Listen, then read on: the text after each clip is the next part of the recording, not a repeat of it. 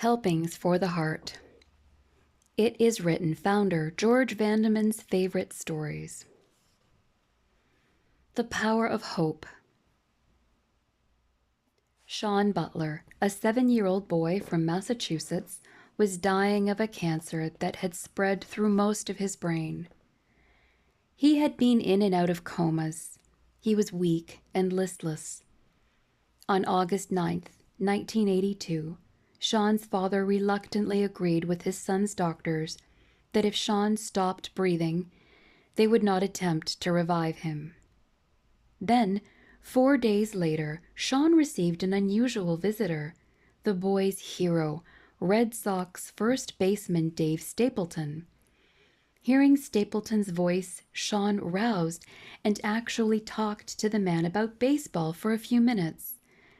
Then Stapleton leaned over the bed and made Sean a promise. "Tomorrow," he told the youngster, "I'm going to hit one over the fence just for you." Sean's eyes lit up. The following day, during a Red Sox game, when Dave Stapleton came up to bat, he had a determined gleam in his eye, and he smashed a pitch over the left field wall for a home run. Fast forward 5 months later. Sean's doctors were baffled, completely confounded. They could find no trace of the cancer that had invaded almost all of his brain. The boy seemed to have recovered completely. He and his family began making plans for a trip to Disneyland. What made the difference? No one knows for sure. Of course, that's the way it is with miracles. But I believe that what made the difference for Sean was a thing called hope. His hero had made a promise. They were connected. And so Dave Stapleton's home run blast had become Sean's great deed as well. It had opened a door of hope in his hopeless case.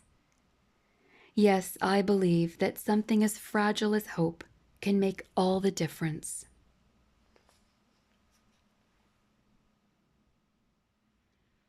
A Song in the Night.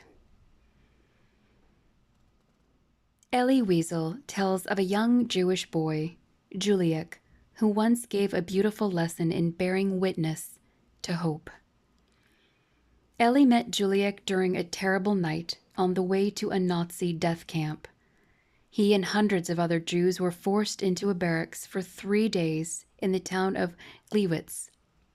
They were jammed into a room so tightly that many actually smothered to death. The sheer mass of human bodies simply cut off sources of air. Among these twisted bodies, Elie noticed one young, emaciated Warsaw Jew, Juliak. He was clutching a violin tightly to his chest. Somehow, Juliak had managed to hang on to the instrument mile after mile through snowstorms during the forced march to Gliwice. Now he struggled to free his limbs. Crammed among hundreds of the dead and dying, he slowly drew his bow across the strings. And Juliak began to play a movement from a Beethoven concerto.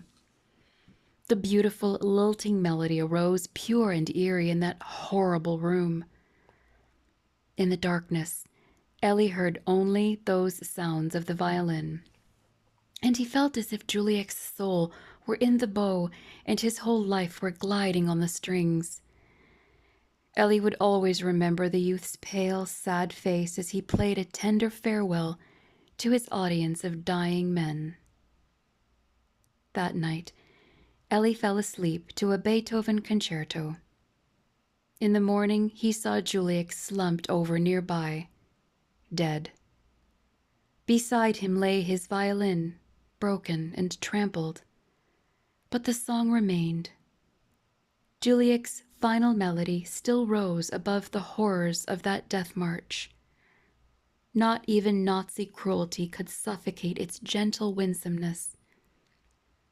Juliak's song echoed the beauty of another world.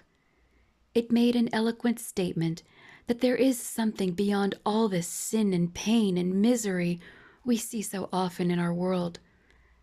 Beauty and grace are what count in the end. These qualities will last forever. Does your life express in some way the blessed hope? Have you found a song you can play, even in the darkest night?